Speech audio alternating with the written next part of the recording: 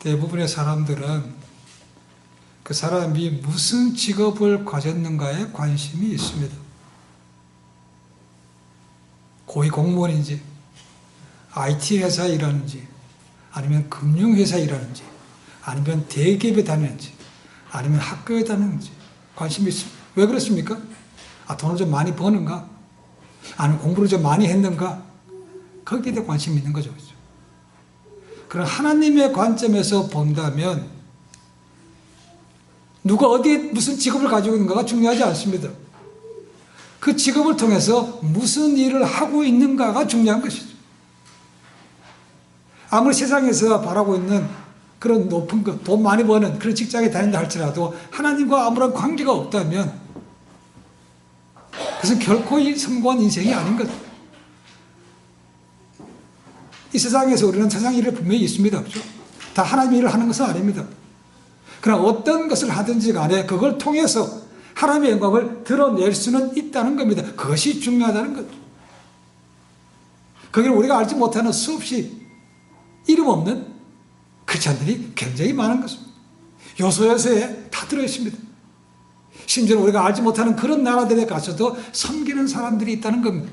그 사람들 하나님께서 기억하신다는 거죠. 제가 11장에서 보는 것들은 이제 앞으로 계속 보겠지만 그런 이름 없는 헌신자들이 굉장히 많다는 겁니다. 느헤미야는 주전 444년에 하나님 부름을 받고 그 떵떵거리던 페르시아의 높은 고위 궁직을 내려놓고 자기 본국으로 돌아왔습니다. 수많은 주변의 협박과 살해, 암살 위협에도 불구하고 사람들을 도닥거리고 잘 조직을 정비해서 성벽을 무려 52일 만에 완공시켰습니다. 그러나 그것이 끝이 아니었습니다. 필요한 사람들을 배치했고 그리고 무엇보다도 영적인 부흥을 일으켰습니다. 수문학 광장에 모여서 사람들로 하여금 율법이 뭔가에 대해서 다시 한번 확인시켜줬더니 그들 스스로가 각성해서 은혜 받고 또 그들이 나와서 하나님 앞에 회개하는 일들이 있었습니다. 누가 하라고 한 것이 아니었습니다. 은혜가 임하니까 자발적으로 그들이 모든 것을 했다는 겁니다. 그리고 나서 또 한 번에 일을 벌이게 됩니다. 그것은 이번엔 영적인 부흥이 아니고 예루살렘의 부흥이라는 거예요. 예루살렘. 하나님의 도성입니다.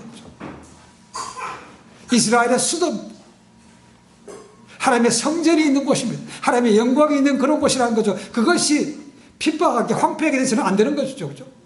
그래서 성전과 성벽이 다 젖었습니다. 이제는 거기에 성전에서 그리고 하나님의 도성에서 일할 사람 채워 넣는 일이 남았더라는 것이죠. 그래서 성전 가지고 있는 것만 해서는 일을 제대로 못하는 거죠. 과거의 옛 영광을 찾기 위해서는 사람이 필요하다는 겁니다.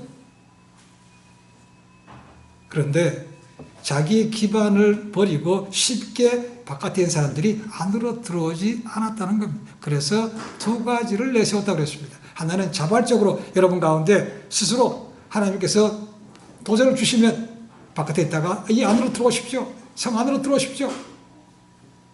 그런데 생각보다 많지 않았던 거죠. 그러니까 그 다음에는 좀 더 강압적인 방법으로 갑니다. 10사람 가운데 한 명씩을 제비를 뽑아서 강제로 들어오게 만들었다는 겁니다. 강제로. 그러니까 어떻게 보면 사람의 11조가 다시 도성으로 들어왔다고 볼 수 있습니다. 오늘 말씀 3절부터 36절까지 말씀 보시면 거기에 이주에서 들어왔던 많은 사람들의 이름이 기록되어 있습니다. 부류별로 되어 있고 이름도 나오지 않습니다. 누구, 왜, 몇 명 이런 거 있죠. 그렇죠? 그런 사람들이 여기 굉장히 많이 기록되어 있습니다. 3절부터 9절 말씀 보니까 첫 번째는 리더들이라고 되어 있습니다. 이 리더들은 유다 지파와 베냐민 지파 사람들입니다. 오해 이스라엘은 12지파인데 유다 지파와 베냐민 지파 두 지파밖에 없습니까? 왜 그렇습니까? 바벨론의 포로로 잡혀갔던 사람들 대부분이 유다 지파와 베냐민 지파 사람들이기 때문에 그렇습니다. 분명히 이스라엘은 처음에 연합해 있을 때는 12지파였습니다. 그런데 솔로몬이 죽고 나서는 이스라엘이 남과 북으로 나눠지게 됩니다. 북쪽은 이스라엘의 10지파가 중심이 된 북이스라엘이 됐고, 남쪽은 2지파, 유다지파와 베냐민 지파가 중심이 된 남유다가 됐다는 것이죠. 북이스라엘은 벌써 망했습니다. 나중에 망한 것이 남유다입니다. 남유다가 잡혀갈 때는 대부분 다 유다지파와 베냐민 지파 출신이죠. 그러니까 여기 나오는 사람도 그들이 주축이 될 수밖에 없다는 겁니다. 그들도 이제 하나님의 말씀에 따라서 이주하기 시작했다는 겁니다. 용사나 감독이라고 되어 있는데, 용사는 싸움을 잘하는 용맹스러운 사람이나 보아스와 같이 유력한 사람, 재력이 있는 사람, 이런 사람을 의미합니다. 유다지파와 베냐민 지파 가운데 그런 사람들이 이 이주에서 왔다는 겁니다. 특별히 유다 자손은 베레스라는 이름에서부터 출발하는 것을 봅니다. 근데 6절을 보니까 예루살렘에 거주한 베레스 자손은 모두 468명이니 다 용사였더라라고 되어 있습니다. 그냥 그런 사람이 아니고 유력한 자, 그리고 용맹한 자라는 것입니다. 이 창세기 38장에 보면 이 베레스라는 이름이 나오기 시작한 거예요. 베레스 기억하시면 좋겠습니다. 창세기 38장입니다. 거기 보면 이스라엘 야곱의 12아들 가운데 유다에 대한 얘기가 나옵니다. 유다에게는 3명의 아들이 있었습니다. 엘, 오난, 그리고 셀라. 그리고 첫 번째 아들이었던 이 엘의 큰 며느리가 다말입니다.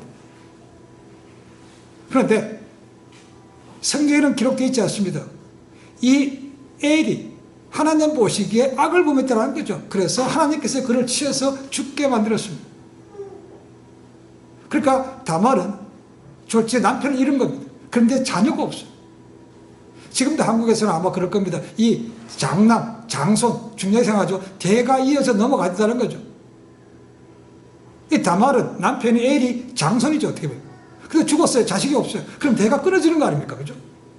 근데 이런 것을 감안해서 하나님께서 이스라엘에게 특별한 법을 주신 것이 있습니다. 그것이 뭐냐면 계대 결혼이라는 것입니다. 레버레이트라는 것입니다. 그게 뭐냐면 형제 중에 누가 자식이 없어 죽었습니다. 그러면 그 다음 동생이 들어가서 대를 이어주는 것이죠. 어떻게 보면 형수하고 관계를 해서 대를 이어주는 것입니다. 이걸 했다는 것이죠. 그래서 둘째 아들이었던 오난이 형수하였는데 이것이 원한 대로 이루지 않았고 이 오난 또한 둘째 아들도 죽습니다. 성경에 보면 그가 형수에게 씨를 물리지 않기 위해서 바깥에 설정했다고 되어 있습니다. 그래서 이 오난이라는 이름에서 영어에 오나니즘이라는 단어가 나왔습니다. 오나니즘. 오나니즘. 제가 찾아보십시오. 오나니즘 뭐 뜻인가? 좋다는 의미입니다. 그러니까 유다는 이 며느리 때문에 내 두 아들이 그냥 죽었다고 생각이 드는 거죠. 그래서 셋째 아들을 이 다말에게 주지 않았다는 겁니다. 그러니까 다말은 이제 더 이상 죄를 이을 길이 없는 거죠. 그러니까 다말이 이제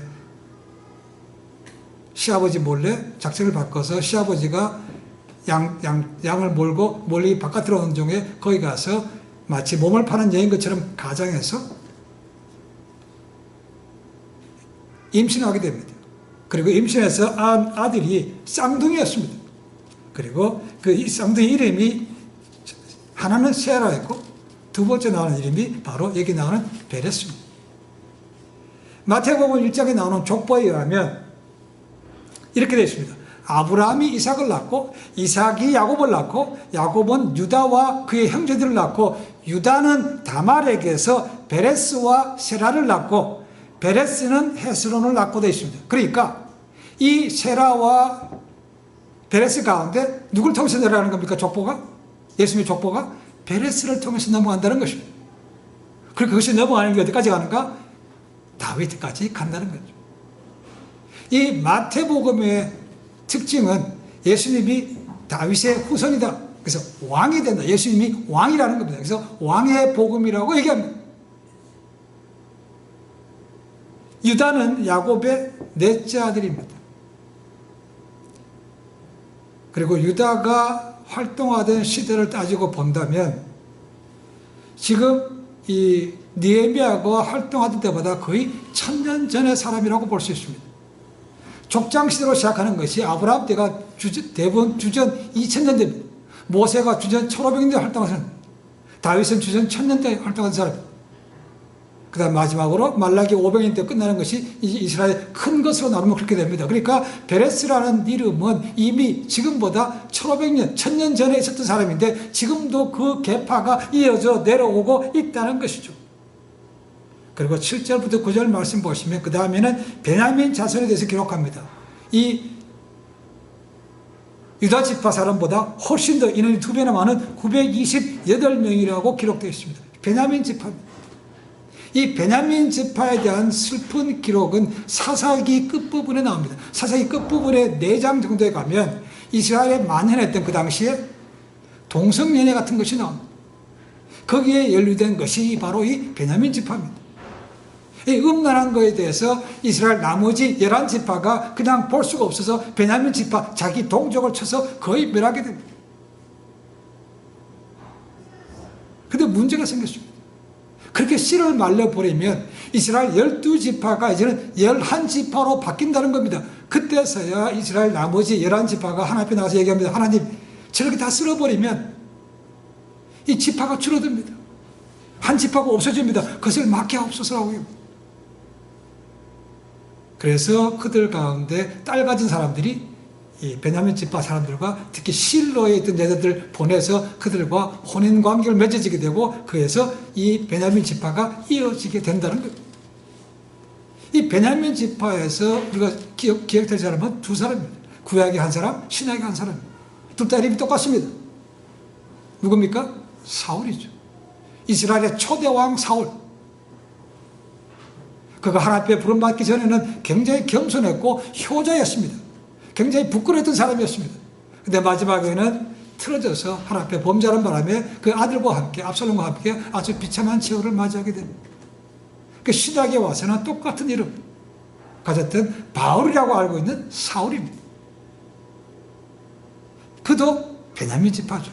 그러니까 그 부모님 생각했을 겁니다. 야, 우리 가문이 이스라엘의 초대 왕을 내면 그런 뼈 있는 가문이야. 그 아들 낳고 나서는 너도 그와 같이 초대왕 사울처럼 되라고 해서 사울과 같은 이름을 지었다는 겁니다.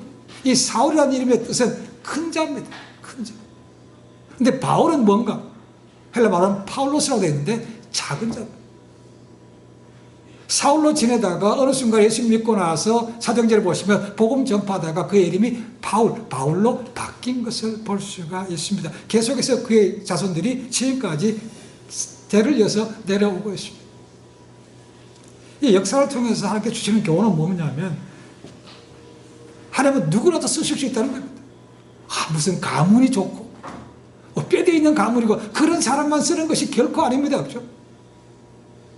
과거 한때는 범죄에서 거의 망할 뻔했던 그런 사람을 통해서도 하나님이 쓰시는 거예요. 배경이 중요한 것이 아니고 그 다음에 어떻게 시작했는가가 중요한 것입니다. 예수님도 보십시오. 예수님이 이 땅에 오실 때 유명한 가문의 집안에 오셨습니까? 그 당시에 유명했던 바리새인이나 서기관들 그런 집안에 태어났습니까? 아닙니다. 이름도 없는 별별 아주 초라한 가난한 그런 가정에 태어났습니다. 그렇죠? 이것이 우리에게 보여주신 거죠. 그리고 그분은 오셔서 죄인과 고아와 과부들의 친구가 되셨다고 말씀하고 있습니다. 하나님은 모든 사람을 다 사랑하십니다. 어쩌면 제가 생각하기에는 그런 배경이 좋지 않은 사람은 훨씬 더 기회를 많이 주시지 않는가 생각해 봅니다. 그러니까 우리 집안은 왜 이래? 우리 부모는 왜 이래? 이렇게 탓할 것이 아니고 오히려 그것이 더 많은 기회가 된다는 사실을 알고 엎드리면 훨씬 더 놀라운 일들을 하나님 앞에 드릴 수 있다는 것입니다. 기독교는 결코 과거를 중요하게 생각하는 종교는 아닙니다. 용서와 자비와 사랑을 베푸는 미래지향적인 그런 종교입니다.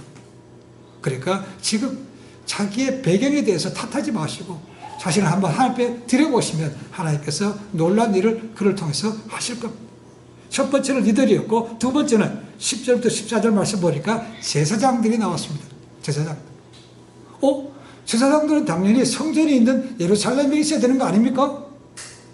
근데 그렇지 않았다는 겁니다. 바깥에 사는 사람들이 많았다는 거죠. 어떻게 그게 가능합니까?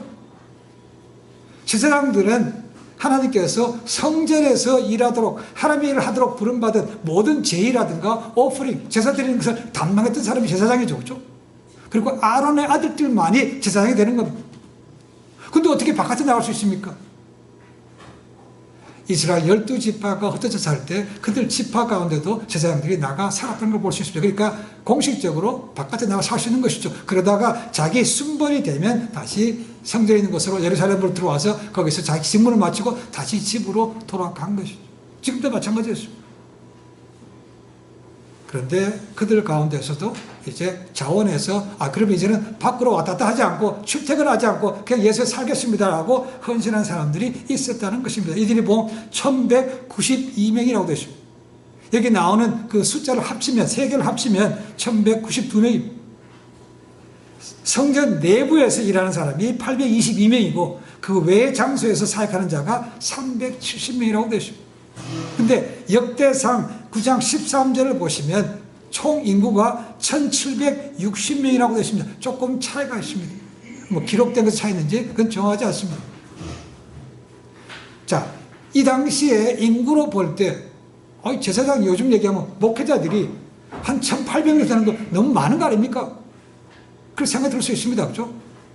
그런데 포로로 돌아와서부터는 성전이 전보다 훨씬 더 중요했기 때문에 할 일이 많았다는 겁니다. 그래서 인원들이 자연적으로 많았을 것이라고 학자들은 봅니다. 이 제사장들은 모든 예배의 순서 이런 것뿐만 아니고 가르치는 일도 감당했습니다. 그리고 14절 말씀 보니까 그들 가운데도 용사가 있더라고 되어 있습니다. 용사.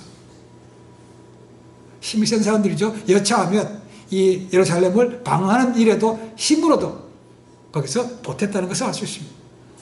세 번째는 15절부터 18절 말씀 보니까 레위 지파 사람들이라고 되어 있습니다. 이 레위 지파 사람들은 제사장들을 돕는 사람들입니다. 그렇죠? 제사장이 하나님에 대한 모든 재반 업무는 중요한 것은 다 제사장들이 하고 그 나머지 수반되는 어쩌면 육체적으로 한 일들은 다 레위 지파 사람들이 했습니다. 이 레위 지파 사람들은 특별하게 세 큰 가문이 있습니다. 고핫 자손, 무라리 자손, 게라리 자손이었습니다. 이 세 지파가 우리가 구약에 보시면 성막을 세우고 이동할 때마다 그 텐트를 접었다 폈다 하는 그런 일을 이 세 가정이 다 통달하면서 볼 수 있습니다. 힘든 것들은 육체적으로 이런 것들을 다 옮겨갔던 사람들입니다. 그리고 성전에 무슨 고장난 게 있습니다.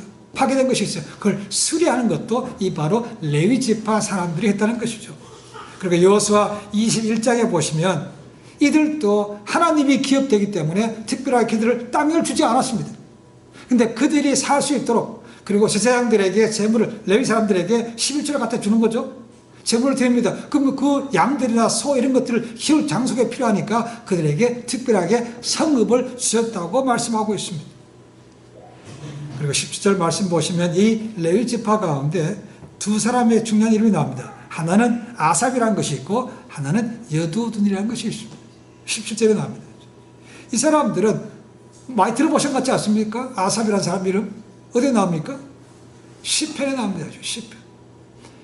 이 사람들을 보면 대부분 요즘 얘기하면 chief musician입니다. 성가대 대장 이거보다 훨씬 큰 예배를 총괄하는 이 사람들이 있다는 것이죠. 악기를 담당하는 것도 있고 보이스를 하는 것도 있고 여기서 감당했던 사람들이 바로 아삽과 여두둔이었습니다. 이들도 하나님 앞에 들어와서 됐습니다. 이들은 보니까 18절에 보니까 284명이라고 되어 있습니다. 네 번째로는 19절부터 21절 말씀 보니까 성문지기들, 말 그대로 성전문을 지키는 게이트키퍼들이었습니다. 이 사람들이 총 172명이라고 되어 있습니다. 이 전통적으로는 성막이든 성전의 문지기는 레위 지파 사람들이 하도록 되어 있었습니다. 근데 밑으로 내려오면서부터는 그것이 바뀌어서 일반 사람들도 아마 했는 것 같습니다. 여기 다시 성문지기들, 여기서 172명이라고 되어 있습니다. 오늘 얘기한다면 이 사람들은 교회 예배위원이라고 볼 수 있습니다. 예배 처음 사람들은 누군지 처음 온 사람이 있다면 그것을 안내해서 앉게 하고 순서대로 가르쳐주고 뭐 이렇게 찬송을 부를 때 일어서고 이 표시는 일어서는 겁니다. 이런 걸 가르치는 사람인 거죠. 이 사람들이 성전 문지기였다는 거예요. 그리고 우리가 앞에서 본 대로 이 레위지파 사람들도 우리가 수문 앞에서 부흥회할 때 하나님의 말씀을 전해 들었을 때 잘 이해하지 못했을 때 그것을 설명해 준 사람들도 레위지파 사람들이죠. 이런 역할도 감당했다는 것입니다. 이 사람들이 다 들어와서 성 안에, 성 바깥에 있다가 성 안으로 들어온 사람들입니다. 그러니까 이름이 기록되어 있지 않죠, 그죠? 이거 외에 몇 명? 그 사람들이 들어온 겁니다. 이름 기록되어 있지 않았어요. 근데 성경에 나온다는 겁니다. 그러니까 우리는 모르지만 하나님께서 기억하신다는 겁니다. 그 다음에 우리가 오늘 읽었던 25절부터 36절까지는 사람이 아니고 회복되었는 이스라엘의 성읍들에 대한 이름들이 기록되고 있습니다. 25절부터 3절에는 유다 자손들이 거했던 성읍이 나오고 31절부터 35절에는 베냐민 지파 사람들이 거주했던 성읍들의 이름이 나옵니다. 36절의 마지막에 뭡니까? 유다에 있던 레위 사람의 일부가 베냐민으로 갔다라고 되어 있습니다. 유다 지파의 사람들에 비해서 아마도 베냐민 지파가 앞에 보니까 인구가 많았죠. 근데 숫자적으로는 아마 유다 지파에 더 많았던 것 같습니다. 그러니까 베냐민 지파 사례 부족하니까 당신들 옮겨가시오라고 재배치한 것으로 여겨집니다. 이 이름들 자세히 살펴보시면요, 예루살렘을 중심으로 멀리 떨어진 것은 50에서 60마일 떨어진 것도 있다는 겁니다. 자, 기억하십시오. 구약에 보시면 예루살렘을 중심으로 베냐민 지파는 예루살렘 북쪽에 거했습니다. 그러니까 북쪽과 서쪽에 주로 거주했고, 그리고 유다 지파는 남쪽이었습니다. 헤브론 중심으로 하는 거죠. 남쪽이니까 남쪽과 서쪽에 거했다는 것이죠. 이 지역들이 이렇게 나옵니다. 자, 여기에 나오는 거 보시면 이들이 헌신함을 통해서 구약의 땅이 거의 회복된 것을 저희가 볼 수 있습니다. 그러니까 여호수아 시대의 땅이 거의 회복되고 있습니다. 이들의 헌신과 느헤미야 리더십 하에서 세운 것이 그냥 성벽만 짓고 이런 것이 아니고 거의 옛날 땅을 거의 다 회복했다는 것입니다. 근데 이름이 안 나와요. 그냥 용사였더라, 헌신했던 사람들 그것만 나옵니다. 그렇죠? 이것이 중요하다는 것입니다. 하나님의 역사에 동참했지만 무명의 사람들, 이 이름이 없는 사람들의 헌신에 대해서는요, 성경에 꽤 많이 나옵니다. 출애굽기 35장 같은 데 보시면 이스라엘 구약의 성막 태버너클을 짓습니다. 거기 보면 필요한 것들이 굉장히 많습니다. 거기에 대해서 사람들이 자, 이게 상발 줘야 되니까 하나님께서 모세에 가르친 대로 뭘 가져오십시오 했더니 너무 많이 가져왔어요. 이제 그만 가져오십시오 하겠다는 거예요. 그 정도였습니다. 거기에 보면 금은 뭐 이렇게 온갖 드린 사람들이 나옵니다. 거기도 이름이 없어요.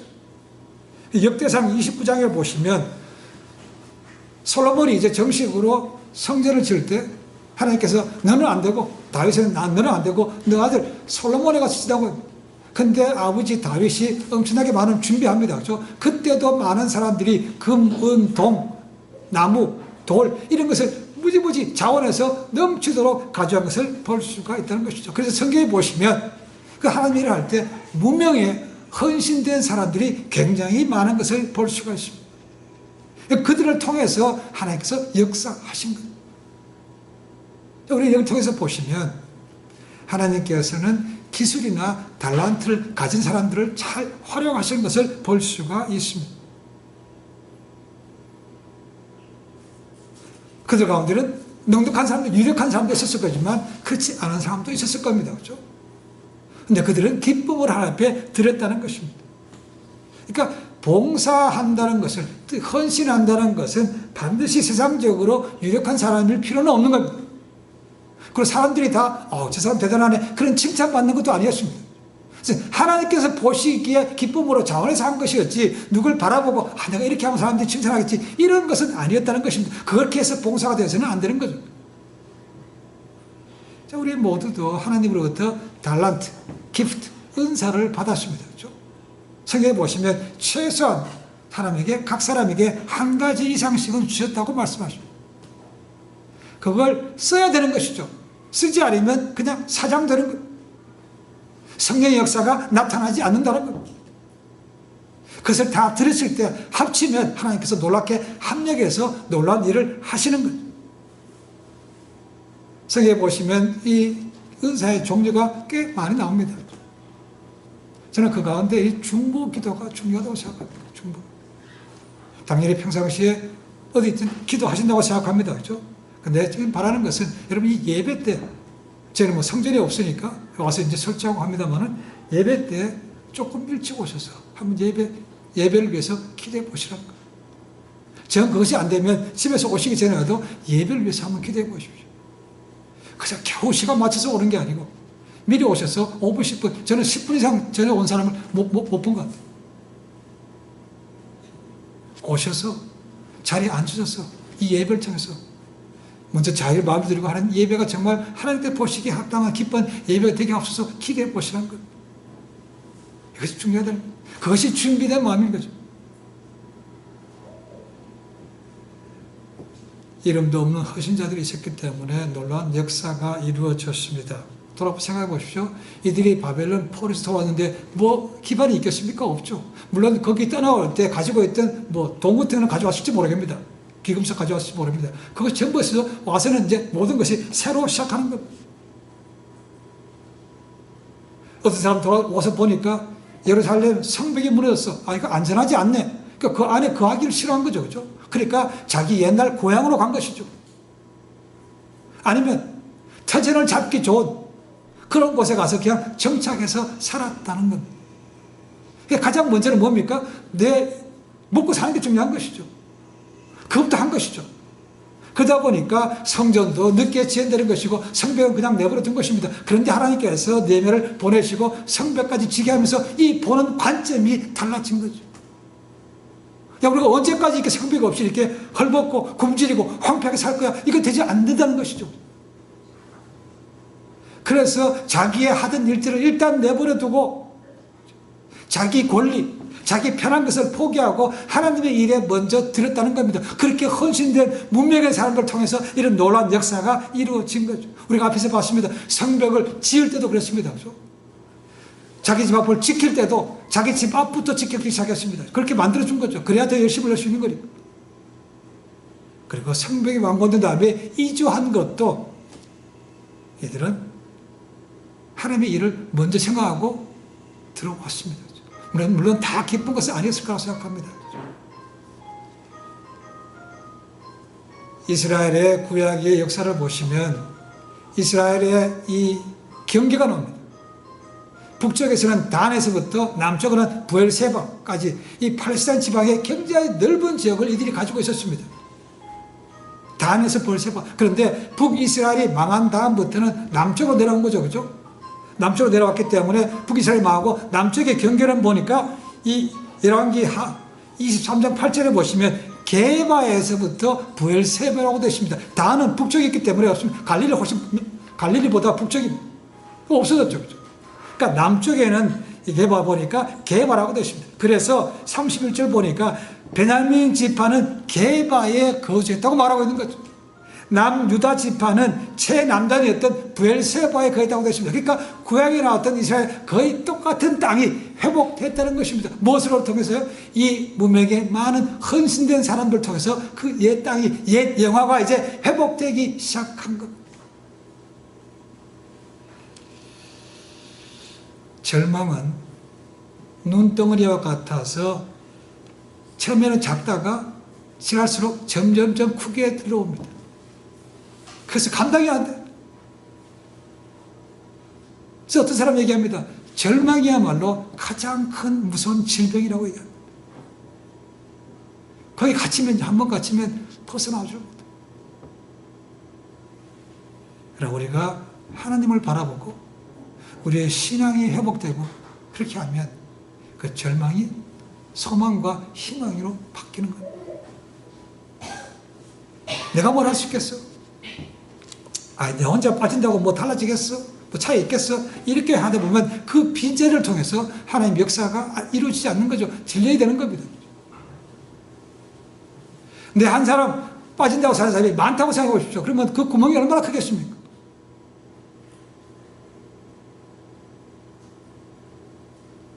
이스라엘 백성들이 이렇게 놀라운 역사를 이룬 것은 느헤미야가 계속 말씀드리지만 정말 타고난 리더인 것은 영적인 부흥을 먼저 일으켰다는 것이죠. 수문 앞에서 말씀을 회복하니까 신앙이 회복되니까 이렇게 자원하고 한 사람들이 생기는 거죠. 그죠? 이름 없이 나온 사람이 생겼다는 겁니다. 그럼 우리도 마찬가지로 이렇게 문명이지만 세상적으로는 그렇게 뭐 유명하지 않지만 합심해서 나가면 이 사람들이 함부로 넘보지 못합니다. 이상한 사람들이 함부로 넘보지 못합니다. 그리고 하나님께서 놀랍게 역사하셔서 더 건강하고 튼튼하게 하실 겁니다. 지금도 하나님은 이름 없는 어쩌면 한 명의 헌신자들, 무명의 헌신자들을 찾고 계십니다. 한 예배자를 찾음과 동시에 함께 헌신한 사람도 찾고 계십니다. 사람들은 기억하지 못합니다. 그렇죠? 그러나 하나님은 기억하신다는 겁니다. 그게 중요한 겁니다. 세상에 유명한데 하나님께 기억하지 못하는 사람은 그 사람은 인생 실패한 겁니다. 하나님께 기억되면 되는 것이죠. 우리 모두가 그런 무명의 헌신자의 캔디데이트, 우리가 해당되는 거죠. 그래서 우리를 만나게 하셨고 함께 예배 드리게 하셨고 함께 훈련받게 하신 겁니다.